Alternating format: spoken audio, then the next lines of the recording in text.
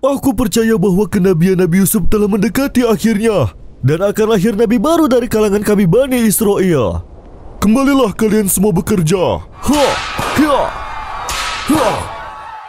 Prioritas kita saat ini adalah keamanan negara, Yang Mulia. Apakah Bani Israel masih berhubungan dengan orang Houthi? Tentu saja, Tuanku. Dan jumlah mereka terus bertambah.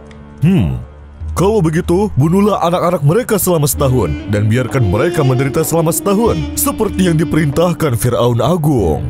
Para prajurit Firaun terus saja melaksanakan perintah Firaun, yaitu membunuh anak-anak. Tidak ada apapun yang bisa melawan kekuasaan Allah Subhanahu wa Ta'ala. Ini adalah Imran bin Kohit bin Lewi bin Yakub. Dia berasal dari keturunan para nabi. Dan ini adalah istri Imran, Yukabat, yang juga berasal dari keturunan nabi. Sampai kapan kita terus-menerus mengalami perbudakan dan penghinaan ini, wahai Yukabat? Kita akan tetap seperti ini, wahai Imran, sampai Allah memberikan kemenangan darinya. Semua keturunan Bani Israel meragukan bahwa utusan baru akan datang dari keluarga kita. Lalu apa yang harus kita lakukan? Kita tidak akan melakukan apapun. Allah Subhanahu wa Ta'ala lah yang akan melakukannya. Firaun terus-menerus menjalankan rencana ayahnya dengan membunuh keturunan Nabi Yusuf bin Yakub.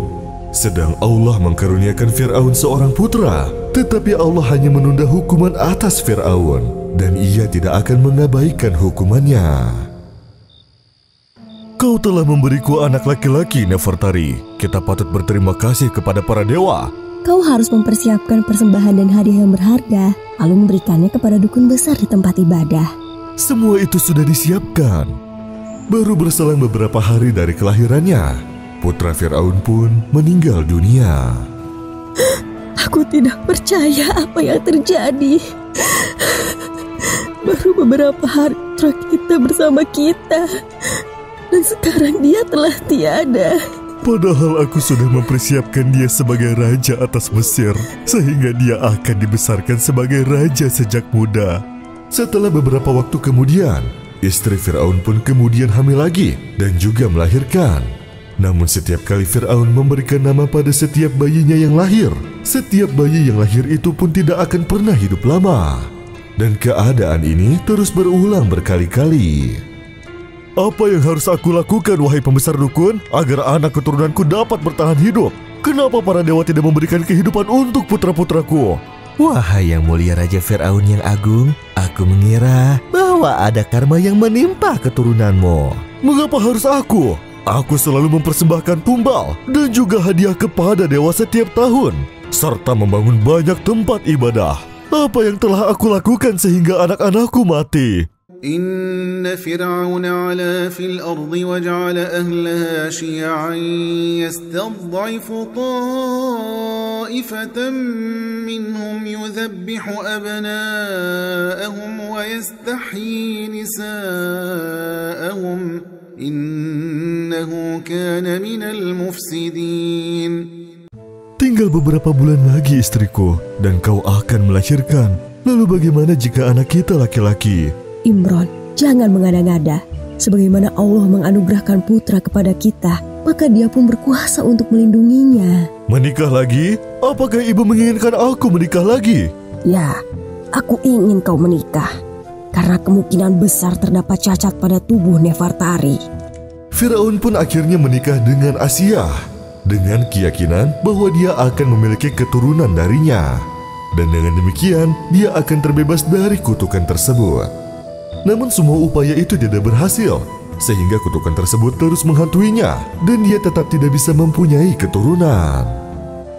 Di sisi lain, Allah mengkaruniakan Imran seorang putri bernama Maryam. Dan 3 tahun kemudian, Allah mengaruniakan mereka Harun, di mana kelahiran Harun ini tepat di tahun pemaafan dari Firaun. Tahun di mana Firaun meninggalkan Bani Israel tanpa membunuh. Dan setelah kelahiran Harun, Firaun pun mendapatkan mimpi buruk yang sangat mengganggunya. Aku bermimpi, tanah Yerusalem menyemburkan api besar, lalu bergerak menuju tanah Mesir, dan membakar semua orang-orang di Mesir, namun sama sekali tidak mendekati rumah Bani Israel. Apa sebenarnya makna dari mimpi itu? Aku ingin segera mendapatkan jawabannya, pembesar dukun. Seorang anak akan lahir dari Bani Israel yang mulia, dan kerajaanmu akan binasa di tangannya. Datangkan padaku panglima tentara dan kepala keamanan segera. Firaun pun menjadi gila karenanya dan menekankan perintahnya kepada tentara untuk membunuh kaum Bani Israel tanpa ampun dan belas kasih. Sedang pada saat itu, Yukabat melahirkan putra ketiganya, yaitu Musa alaihi salam.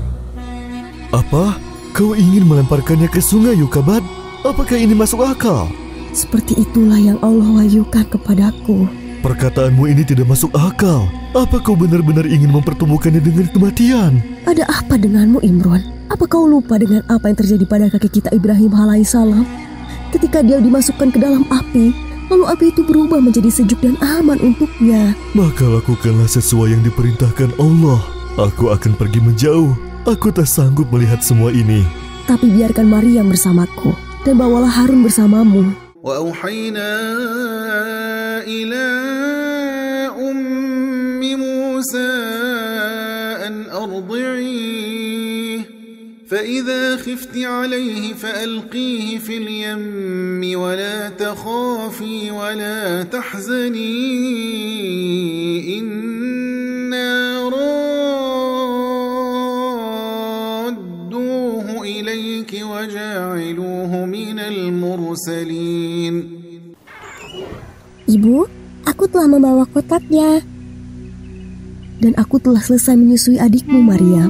Kalau begitu, mari kita pergi ke sungai, Ibu.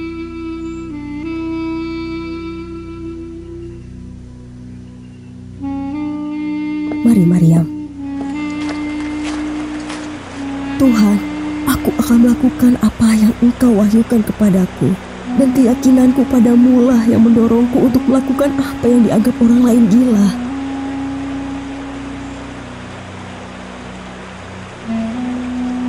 Ya Tuhan, aku beriman kepadamu karena Kau adalah Tuhan kakek kami, Nabi Ibrahim, Ishak, Yakub dan Ismail.